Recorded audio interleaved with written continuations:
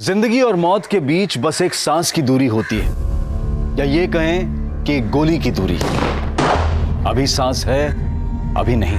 यही हुआ था दिल्ली से सटे नोएडा में इसी साल कुछ ही महीनों पहले। दिन दहाड़े खुली सड़क पर पूरा शहर सन रह गया, मानो उस खून से सने चिथड़े हर गली हर मोहल्ले में जा गिरे हों। नमस्कार, आदाब। क्राइम पेट्रोल सतर्क के ब्लैक हेडलाइंस के अध्याय के आज के एपिसोड में आप सबका स्वागत है। आज के एपिसोड में हम इंसानी रिश्ते, उनके सपने और लालच के चक्रव्यूह में फंसे उन लोगों की जिंदगी को देखेंगे जो एक खतरनाक अंजाम पर जा पहुंची थी।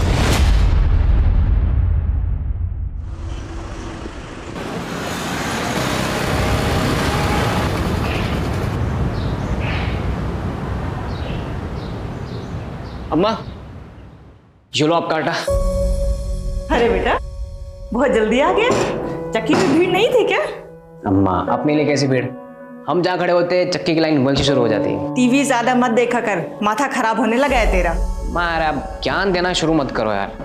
अच्छा ये सब छोड़, जल्दी से हाथ मुंह धो ले। मैं तेरे लिए गरम गरम फुलके डालती हूँ, तुझे बहुत पसंद है ना? हाँ ठीक है।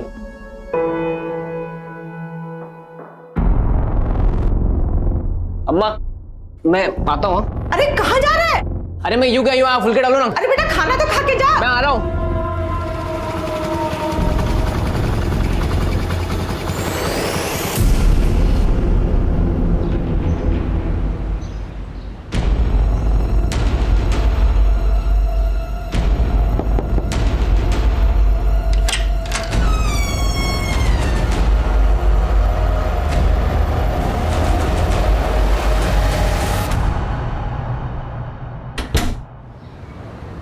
एक्शन।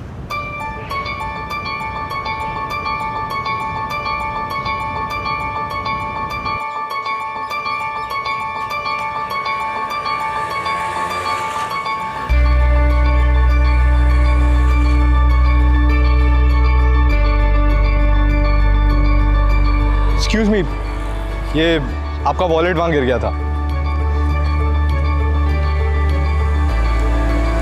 अंकल, माँ के ऑपरेशन के लिए 10,000 रुपये चाहिए।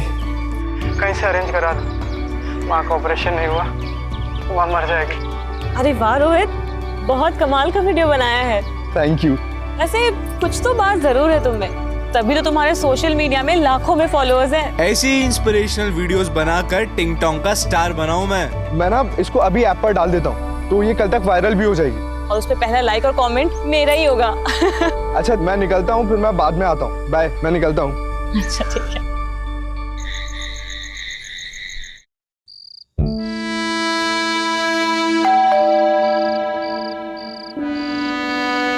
इस वक्त कौन हो सकता है?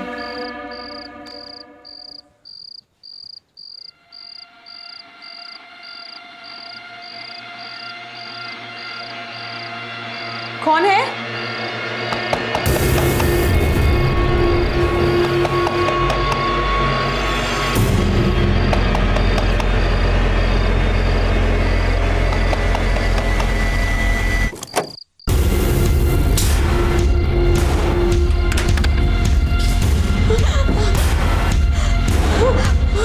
देखो, मेरे पास मत आना। कौन हो तुम?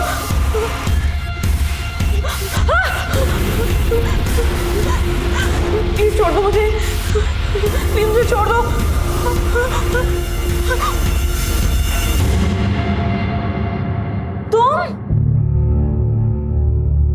तुमने तो मेरी जान निकाल दी थी। जान तो मैं तुम्हारी अब निकालूंगा, पूरे 3 महीने की कसर जो पूरी करनी है। बेटा, अच्छा सुनो, गर्लफ्रेंड है मेरी, इस टेबल पे अच्छे सर्विस करना, ठीक है? धीरज, इतने पैसे कहाँ से है तेरे पास? छोड़ना यार, वैसे तू बहुत बड़ी हॉट लग रही है,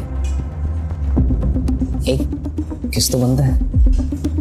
अब इतनी महंगी जगह पे लाए हो तो ना कैसे बोलूं?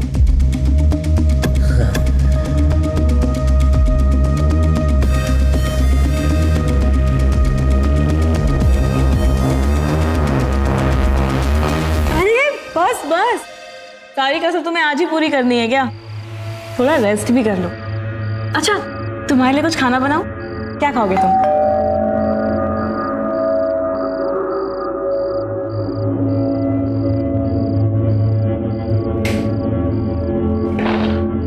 अरे भगत तू, भैया आपका फोन लग क्यों नहीं रहा है?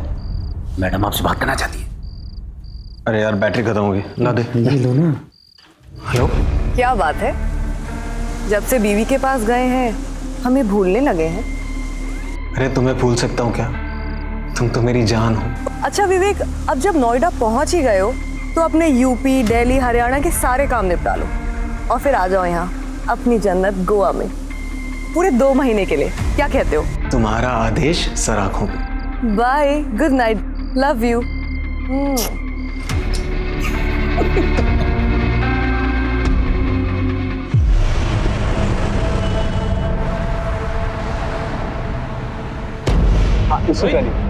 रोहित, विवेक भैया आए थे क्या? वो तो अभी निकले, वो इस तरफ गए। अरे यार, अब मैं कैसे जाऊं? उनका फोन भी नहीं लग रहा। मेरी बाइक ले जाओ ना, हेलमेट भी है उस पे। ये लो चाबी।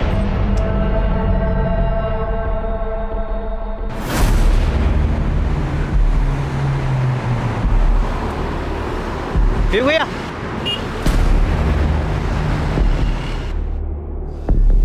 क्या हुआ भगत? भैया ठाकुर अभी अभी निकला है।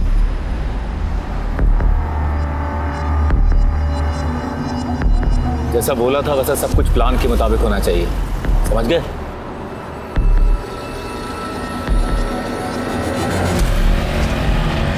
मदन का बोला उसको आगे मोड़ पे खड़ा है।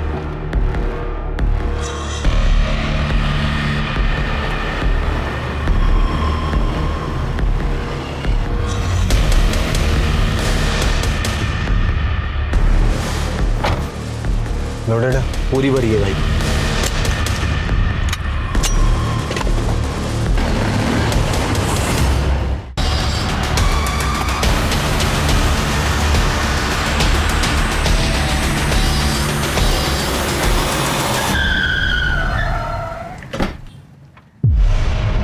बाहर निकल, बाहर निकल। चल हाथ ऊपर कर। तू बात कर रहे हैं ना? हाथ ऊपर।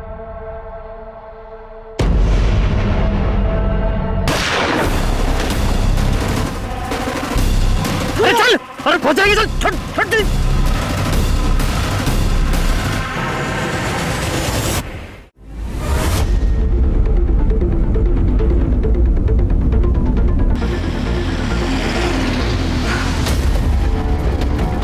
जैन सर, जैन। हटो हटो हटो, हटिए हटिए आप लोग।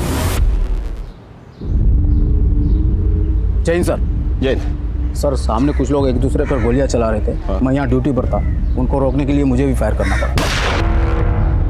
ये चंदन ठाकुर है ना? ये तो पिछले हफ्ते इस जेल से रिहा हुआ है। देखो, विवेक जायसवाल यहाँ क्या कर रहे हैं वो नोएडा में? इस आदमी ने इस पूरे शूटआउट का वीडियो रिकॉर्ड किया सर। अच्छा, विवेक और उसके आदमी अपनी शक्ल हेलमेट और गमछे में छुपा रखी, लेकिन गाड़ी का नंबर नहीं छुपा पाए।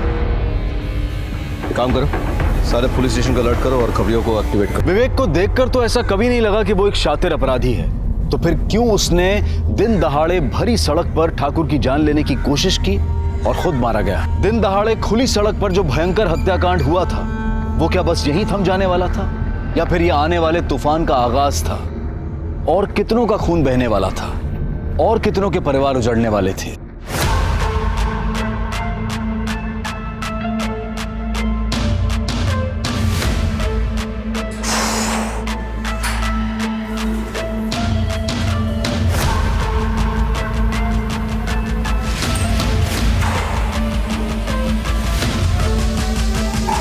Rohit,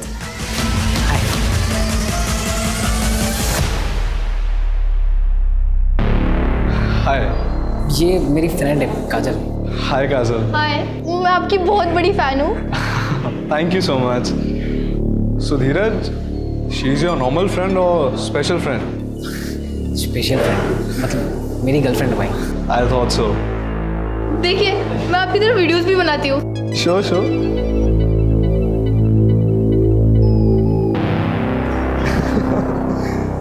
Good, good. The videos are really nice. You like them? Why don't we do one thing? हम एक वीडियो साथ में बनाएंगे. Really? Yeah, I mean, you got real talent and we'll put net on fire. Yes, yes. Just a second. Hey, hi.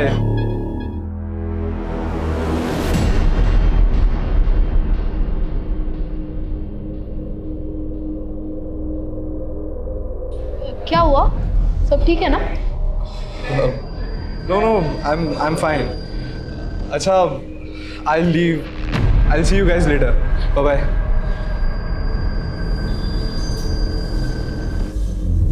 Sir लगता है फिर से gang war शुरू हो गया है। बात कुछ समझ में नहीं आई। विवेक लो प्रोफाइल रहकर वारदात करने में माहिर था। अगर उसे चंदन को मारना ही होता तो इस तरह से खुलेआम पब्लिकली सबके सामने क्यों? मतलब वो किसी सुनसान जगह में चुपचाप करता ऐसे तो कुछ तो गड़बड़ है। हाँ, एक काम करो, विवेक का फोन चेक करो। हाँ, पता करो कि उसकी किससे बातचीत हो रही थी, किसके साथ उठना बैठना था, आजकल रह कहाँ रहा था वो। 5 साल से गायब था वो, अभी कहाँ रह रहा था वो? शायद वहाँ पे कुछ सुराग मिल जाए। तब तक मैं उनके बाप से मिल के आता हूँ। सर, इन लोगों का बाप कौन है? सरताज।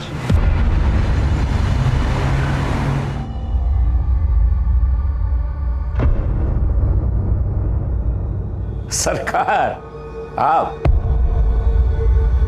मुझे लगा ही था आप ही होंगे। अच्छा, भविष्यवाणी करने की दुकान खोल रखी है क्या? नोएडा में इतना बड़ा कांड हो गया, मुझसे मिलने तो आना ही पड़ेगा ना। मतलब खबर थी, यानी कि कांड तुमने करवाया? देखो सर, इस कांड में मेरा कोई हाथ नहीं है लेकिन 2 साल पहले ठाकुर ने अपना खुद का काम शुरू कर दिया और जो काम मैंने विवेक को सौंप रखा था उसके धंधे में भी हाथ डाला।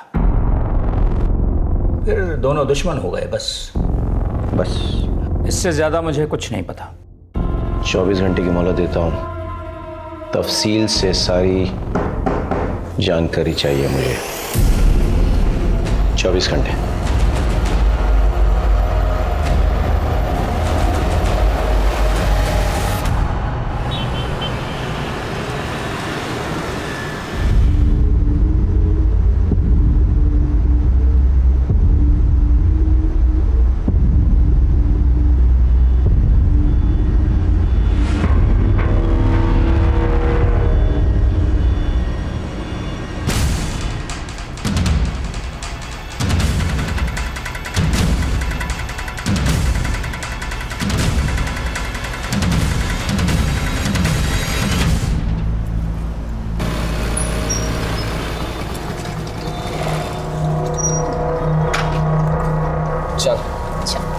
कल मिलते, ठीक है?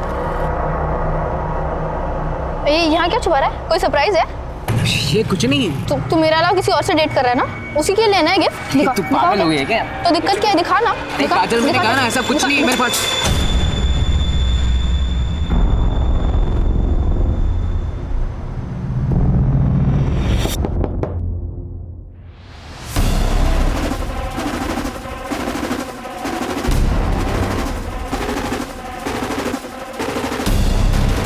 अब तेरा मर्द बनने का टाइम आ गया है। तो पकड़। अरे मर्दानगी मुबारक हो।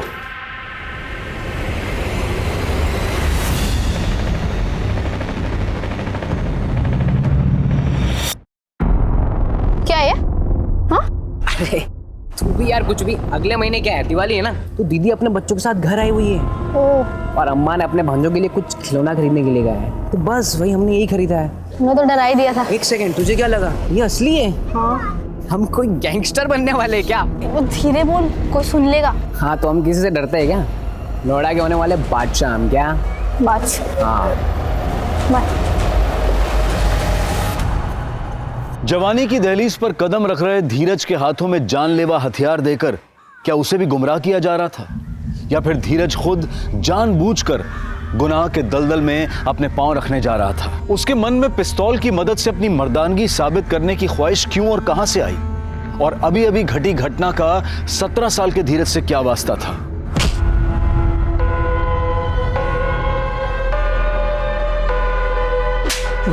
भाई मुझे माफ कर दो भाई, दोबारा मैं नहीं करूंगा भाई, मुझे माफ भाई, भाई मैं दोबारा नहीं करूंगा भाई, प्लीज भाई, प्लीज भाई।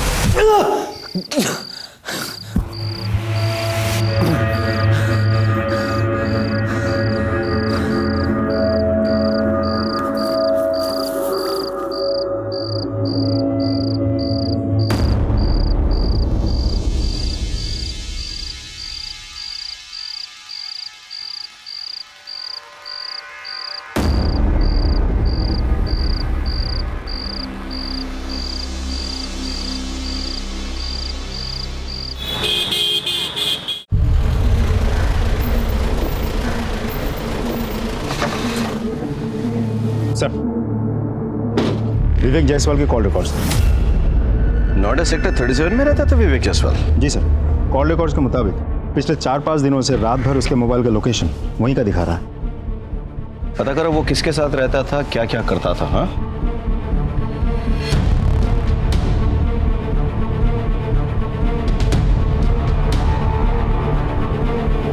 इस घर में जो आदमी रहता था उसके साथ कोई और भी रहता था?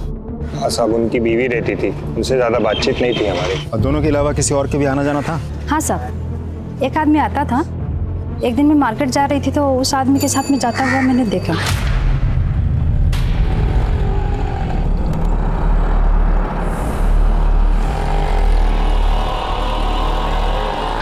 आप उस आदमी का स्केच बनवा सकती हैं? हाँ जी साहब। ठीक, हम एक स्केच आर्टिस्ट को बुलाते हैं, आप उस आदमी का हुलिया उसे बता देना। हाँ जी सर, आपसे एक इंटरेस्टिंग इन्फॉर्मेशन शेयर करनी है। बोलो। जो आदमी विवेक की गैर मौजूदगी में भी उसके घर जाता था और जिसका आना जाना विवेक की बात भी कुछ ज्यादा ही बढ़ गया था, पहचाना? भगत?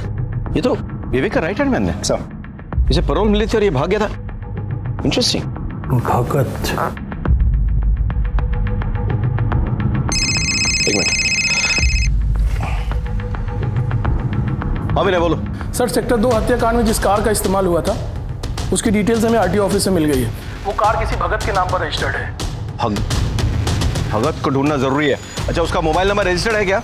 नहीं सर। बाइक के बारे में कुछ पता चला? सर, बाइक के बारे में अभी भी जानकारी हम निकाल रहे हैं सर, अभी आरटीओ ऑफिस में ही है। ठीक है, ठीक है, ओके, कैरी ऑन। भगत को ढूंढना बहुत जरूरी है।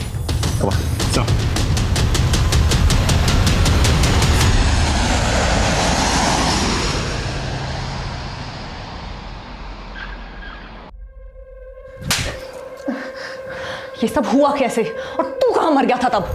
माफ कर दे दीदी। देख भगत, माफी तुझे सिर्फ तब मिलेगी जब ये पूरे का पूरा केस बिना सबूत के सॉर्ट आउट हो जाएगा। और ये दूसरा थप्पड़ इसलिए ताकि तुझे याद रहे कि ये पूरा मैटर फटाफट रफा दफा करना है, वरना तेरी खैर नहीं, समझा तू? चल निकल यहां से, माफी का बच्चा। मैं गोवा रिटर्न जा रही हूँ, एक फ्लाइट की टिकट कराओ फटाफट। सर, सेक्टर 2 हत्याकांड में जिस बाइक का इस्तेमाल हुआ था उसकी डिटेल्स मिल गई हैं। एक मुकेश नाम का बंदा है सर, बाइक उसी के नाम रजिस्टर्ड है। मुकेश को बाहर बिठा कर रखा है। भेजो उनको। सर।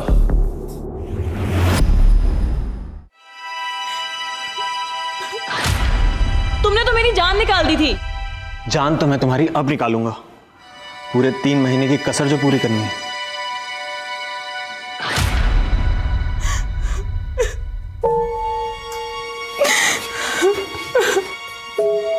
भाभी, खाना खा लीजिए भाभी। अरे ऐसा कब तक चलता रहेगा? अगर ऐसे ही चलता रहा तो ये खूबसूरत चेहरा मुरझा जाएगा। अब किसके लिए अपनी खूबसूरती बचा कर रखूं? जिसके लिए सजती संवरती थी वो तो हमेशा के लिए छिन गया मेरे से। सर, ये मुकेश और ये सुरेश है सर, ये दोनों फोटो स्टेट की दुकान चलाते हैं। इन्हें सेक्टर 2 वाले हत्याकांड का वीडियो दिखा।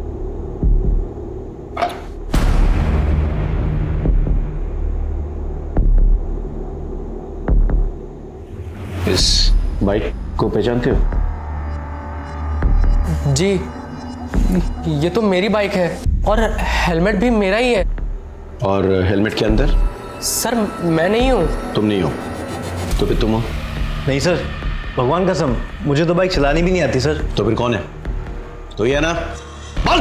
नहीं साहब, मुझे स्लिप डिस्क है, बाइक चलाने से दर्द बढ़ता है और सुरेश को तो बाइक चलाना आता ही नहीं।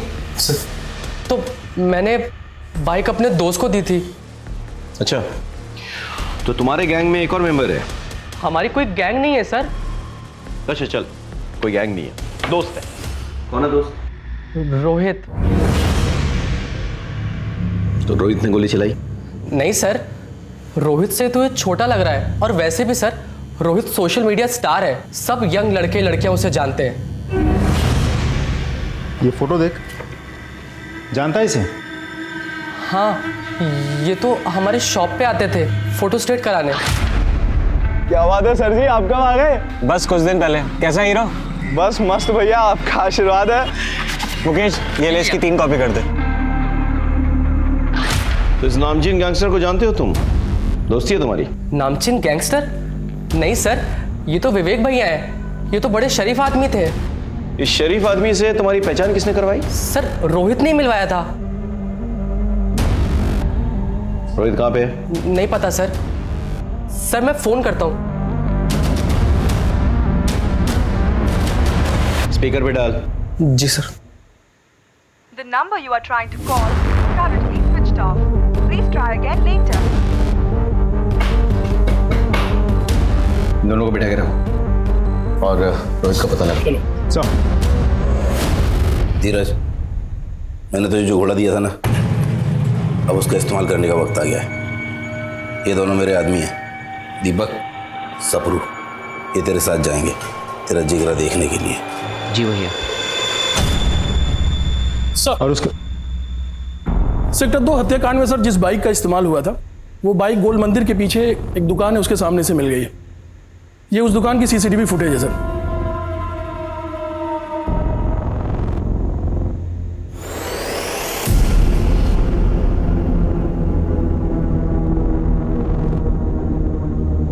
आसपास पता लगाओ किस तरफ निकले।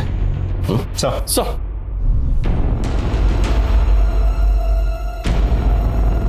सुनिए जरा, इस आदमी को देखा है?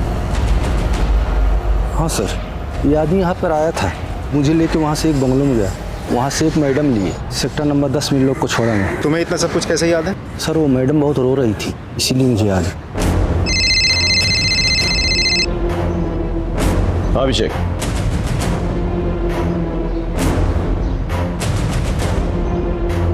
अच्छा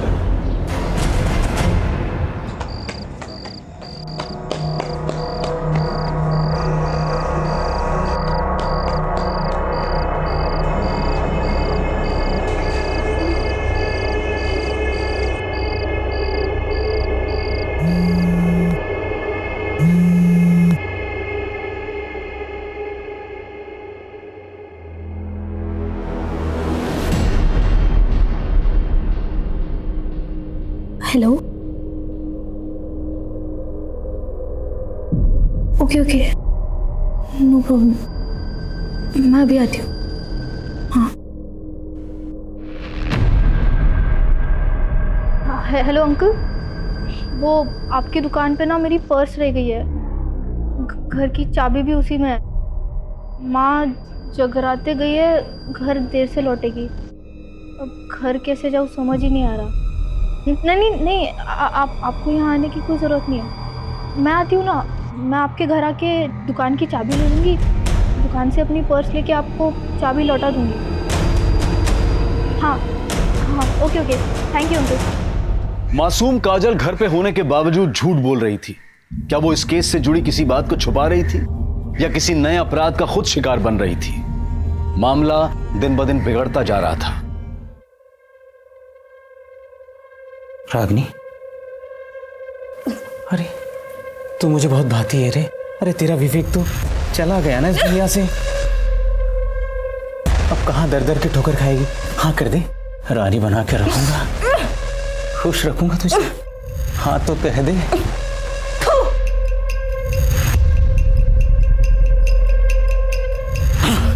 सारा मूड खराब कर दिया।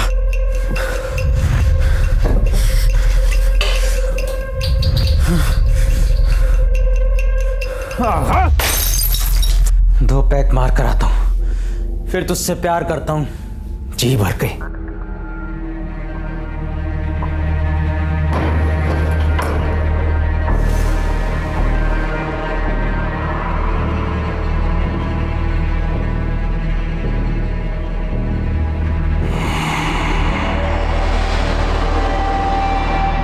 काजल के इतने सारे मिस कॉल्स।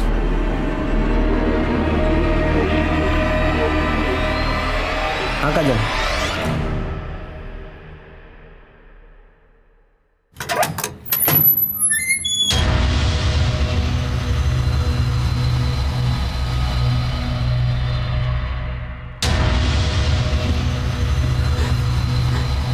मेरे पास मत आना, वरना मैं अपनी जान ले लूंगी।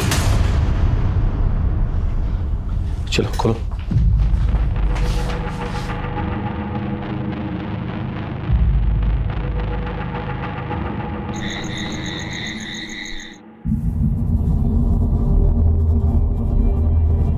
आप विवेक की पत्नी हो ना? जी। किसने बांध के रखा था आपको ऐसे यहाँ? भगत ने। विवेक के मर्डर के बाद मैं बहुत घबरा गई थी। भगत मुझे बहला फुसला कर यहाँ लाया और मेरे साथ जबरदस्ती करने लगा। अरे आपके चाहने वाले अभी भी बहुत हैं, मैं हूं ना। जब मैंने उसे रोका तो उसने मुझे यहाँ बांध के रख दिया। आप चंदन ठाकुर को जानती हैं? जी। चंदन ठाकुर और विवेक के बीच में क्या दुश्मनी थी? चंदन ठाकुर एक बार हमारे घर आया था। विवेक, चले किधर? ये जाओ उधर। विवेक, कौन है आप लोग? अरे बाहर निकल। ये घर में कैसे घुसा है? बाहर निकलिए, चलिए बाहर निकलिए। विवेक कहाँ है? आप लोग पहले घर से बाहर निकलिए। तेरे से जितना पूछ रहे उतना जवाब दे। विवेक कहाँ है? वो इस वक्त घर पे नहीं है, आप लोग घर से बाहर निकलिए फौरन। विवेक के साथ फेरे क्या पड़े? बहुत जुबान चलने लगी तेरी। हाँ? देखो, अपनी औकात में रह, समझे? बदतमीजी से बात मत करो मुझसे। बदतमीजी? ये ले, क्या करी बोल? बदतमीजी मत करो मुझसे। बदतमीजी तो अब बताता हूँ तुझे क्या बोली। इसे कहते हैं बदतमीजी, समझी? और विवेक आया तो कह देना कि तेरे तो कपड़े फाड़े हैं, उसे पूरा चीर दूंगा, समझी? जब मैंने विवेक को सारी बातें बताई तो विवेक चंदन पे बहुत गुस्सा हुए थे। चंदन ठाकुर ने तेरे साथ बदतमीजी की है ना, उसे मैं तेरे सामने घसीट कर लेकर आऊंगा। तेरे पैरों पे गिर के वो नाक रगड़ के माफी मांगेगा। विवेक मुझसे बहुत प्यार करते थे। वो तो बस यही चाहते थे कि चंदन को मेरे सामने लेकर आए। चिंता मत करो, चंदन का मर्डर करके मैं एक और गैंग वॉर नहीं शुरू करूंगा, लेकिन उसको उसके किए की सजा मिलनी चाहिए, तभी मेरे मन को शांति मिलेगी। तुम सच कह रहे हो ना? तुम्हारी कसम। I am pregnant. क्या? ये बात तुमने मुझे पहले क्यों नहीं बताई? मैं बस यूं गया और यूं आया। तुम फिक्र मत करो, चंदन ठाकुर पहले तुमसे माफी मांगेगा, फिर हम सेलिब्रेट करेंगे।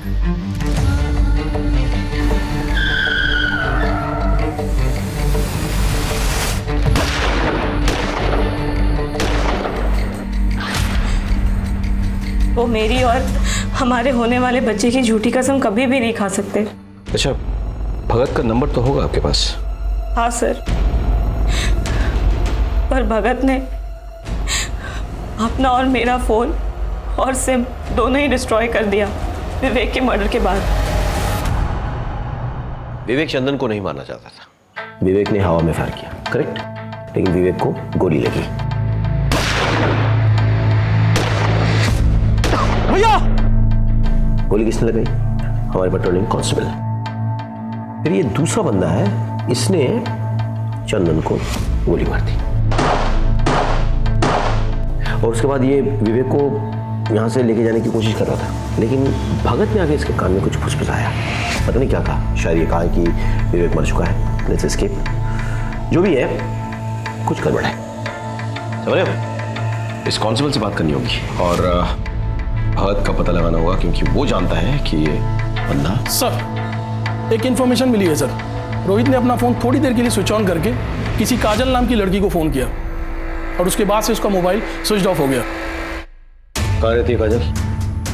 रोहित तो सोशल मीडिया स्टार है। Hey, hi fam, this is your Rohit and today we are going to perform bench press. ये भाई कम ऑन। आइडल है वो मेरा, हम लोग साथ में वीडियो भी बनाने वाले थे। हम एक वीडियो साथ में बनाएंगे। उसका कॉल आया था मुझे, कह रहा था कि गलती से किसी रसूख वाले का वीडियो बना लिया उसने और वो लोग उसके पीछे पड़े हैं। तो एक रात के लिए छुपने की जगह चाहिए थी उसे, तो मैंने उसे अपने अंकल की दुकान पर छुपा दिया।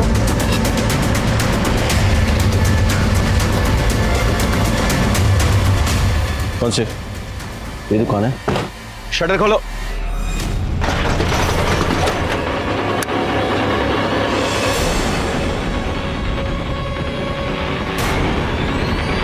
डरे सहमे शहर में मानो आतंक फैल गया।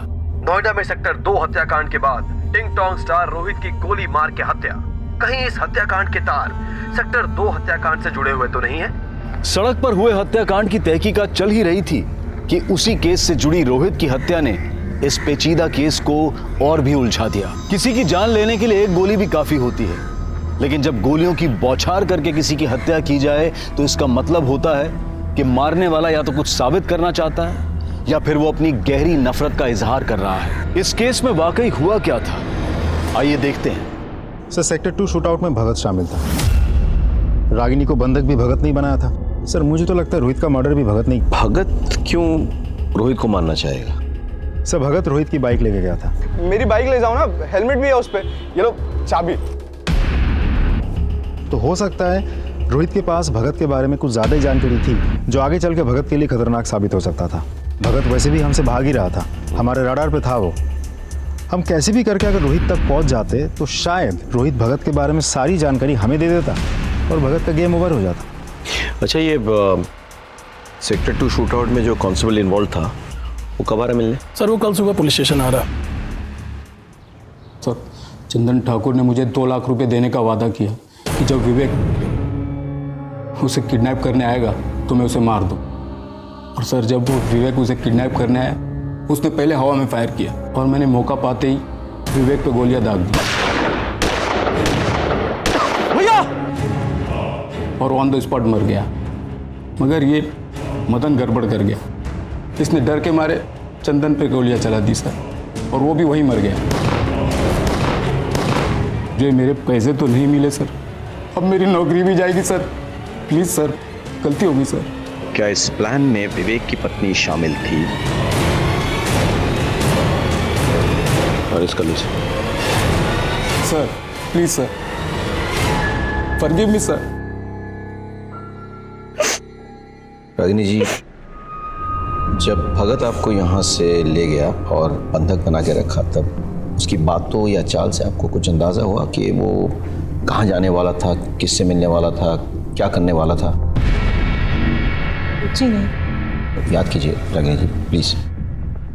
जाने से पहले आखिरी बार उसने आपसे क्या कहा था? यही कि मैं 2 पैक मार कर आता हूँ, फिर तुझसे प्यार करता हूँ जी भर के।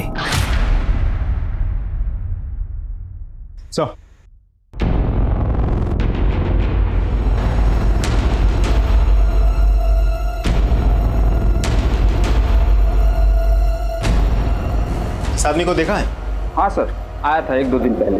सर, जब लास्ट टाइम आया था तो पैक मारा और फिर यहाँ से चला गया। फिर वापस सर आया तो बोला कि मोबाइल मेरा खो गया, अर्जेंट कॉल करने। फिर मेरे ही सर मोबाइल से कॉल किया और एक गाड़ी आई, फिर उसमें बैठ कर चला गया। कौन सा नंबर पे फ़ोन किया था? और एक्चुअली क्या है कि नंबर तो बहुत आते रहते हैं, नंबर याद नहीं है। ध्यान से देखिए, क्या पता नंबर मिल जाए। तो सॉरी, डिलीट हो गया सर। कोई बात नहीं, मुझे आपका नंबर मिल सकता है? क्यों सर।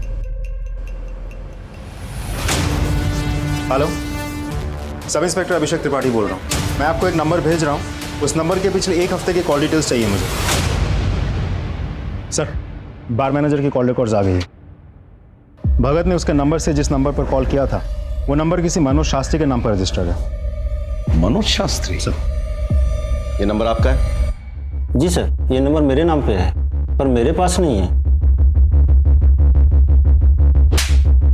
तो फिर किसके पास है? दरअसल वो नंबर मैंने अपने बड़े भाई को दिया है। बड़े भाई? कौन बड़े भाई?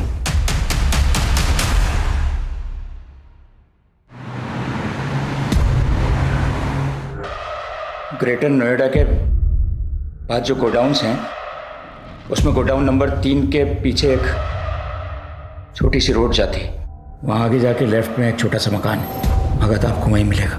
और वो तीसरा आदमी मदन, उसे भी मैंने वहीं भेजा है, भगत के पास।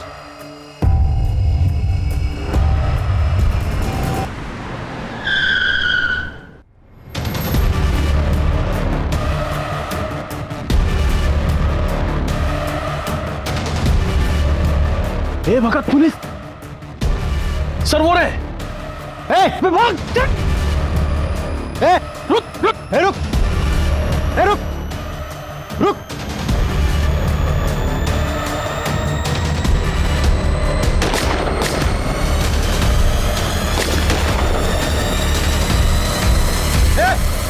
ए रुक जा।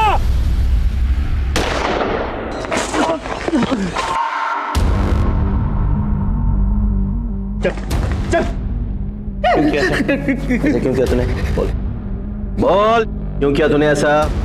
बताता हूँ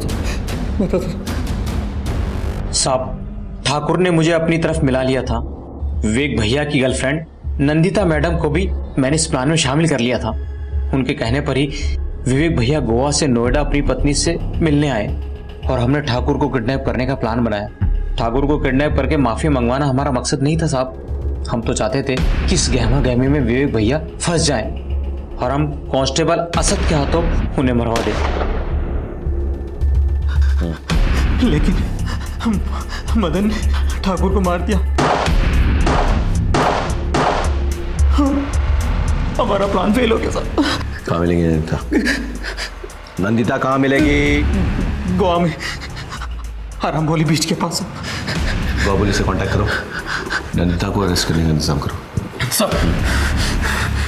अब बताओ, रोहित को क्यों मारा? नहीं साहब, मैंने रोहित को नहीं मारा। मैं रोहित को क्यों मारूंगा साहब? अभी भी छिपा रहा है? हाँ, और पिटेगा? बोल, रोहित को क्यों मारा, कैसे मारा, किसकी मदद से मारा, बोल।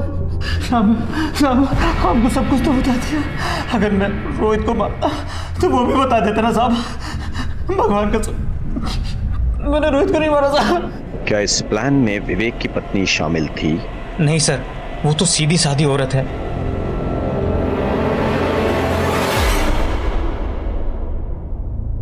मुझे तो लगा था कि विवेक सिर्फ मुझसे प्यार करते हैं, लेकिन वो, अब तक मैं यही समझ रही थी कि हमारा तो जन्मों जन्मों का साथ है, लेकिन वो तो एक जन्म भी मेरे साथ ईमानदारी से नहीं निभा सका। मुझे तो लगा था कि वो नोएडा सिर्फ मेरे लिए आया है, लेकिन वो नंदिता नंदिता को गोवा पुलिस ने सर अरेस्ट कर लिया, लेकिन उसका यह कहना है कि वो किसी रोहित को नहीं जानती। अभिषेक सर, याद करो, जब हम रोहित को ढूंढते हुए काजल के अंकल की दुकान पहुंचे तो हमें क्या मिला? यानी कि कोई जबरदस्ती दुकान में घुसाया था और उसने रोहित को मार डाला। लेकिन सोचने वाली बात यह है कि यह जगह रोहित की रोज के जाने वाली जगह नहीं थी।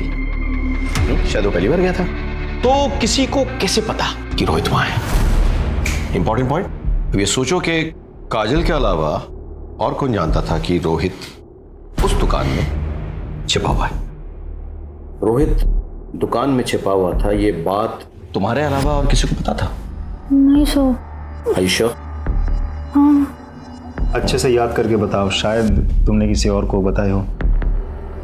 नहीं तो यार, हाँ, मैंने ये बात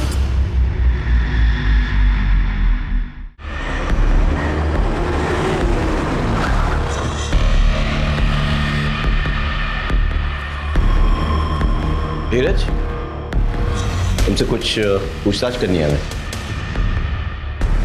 काजल,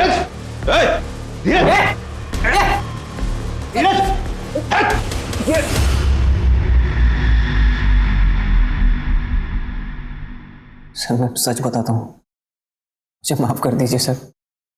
मैं बस दबंग बनना चाहता था। क्यों? क्योंकि गली मोहल्ले में आते जाते लोग मुझे परेशान करते थे सर, मेरा मजाक उड़ाते थे, मुझे मारते थे सर, और मैं कुछ नहीं कर पाता था।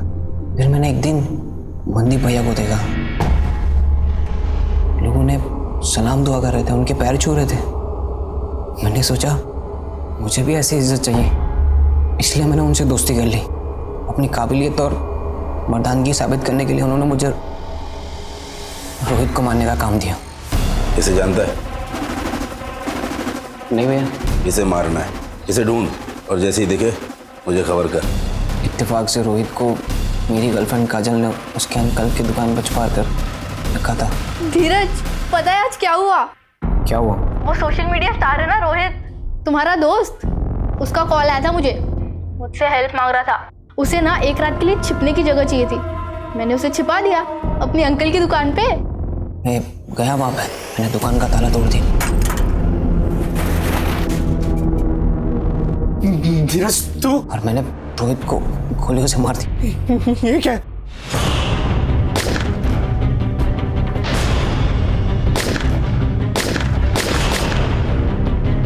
सर मैंने बहुत सारी गोलियां चलाई वहां पे। सर मुझे माफ कर दीजिए सर। सर मुझे माफ कर दीजिए। बता दो साहब, वो रोहित एक नंबर का चीटर था साहब। उसने मुझसे 30 लाख रुपए लिए थे साहब, और अपने किसी दोस्त के नाम पर प्रॉपर्टी में इन्वेस्ट किया। वहां उसका पैसा डूब गया, और जब मैंने उससे अपना पैसा मांगा साहब मुकर गया साहब। वो साहब इसके लिए मैंने रोहित को धमकी दी। तो रोहित ने सरताज भाई और विवेक से प्रोटेक्शन लिया, लेकिन मैं घात लगाए बैठा हुआ था। शूट आउट में विवेक की मौत हुई, फिर उसे बचाने वाला कोई नहीं था साहब। और धीरज भी काफी दिनों से मेरे पीछे पड़ा हुआ था कि मुझे दबंग बनना है। मैंने सोचा कि जब पराई लाठी से सांप मरता है तो अपनी लाठी का इस्तेमाल करने की क्या जरूरत। तब मैंने धीरज को बोल दिया कि तू मार दे रोहित को। तुझे तो मैं ऐसी सजा दिलवाऊंगा, कोई भी कमीना कभी भी मासूमों को अपराध के राह पर डालने से पहले 10 बार सोचेगा।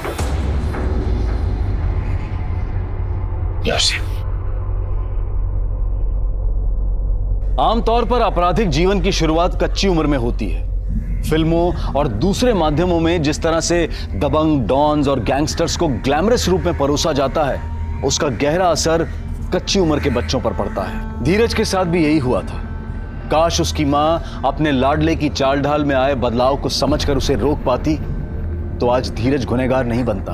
वहीं दूसरी तरफ सोशल मीडिया स्टार रोहित ने पहले तो पेशेवर अपराधियों से 30 लाख रुपए लिए, और जब उसे लौटाने का मौका आया तो उसने एक दूसरे बड़े डॉन से लेनदारों के खिलाफ प्रोटेक्शन ले लिया, बिना ये सोचे समझे कि ये गैंगस्टर्स और ये सो कॉल्ड डॉन्स जब खुद अपने आप को हमेशा के लिए कानून से नहीं बचाकर रख सकते हैं तो किसी और की सुरक्षा क्या करेंगे। और अंत में वही हुआ।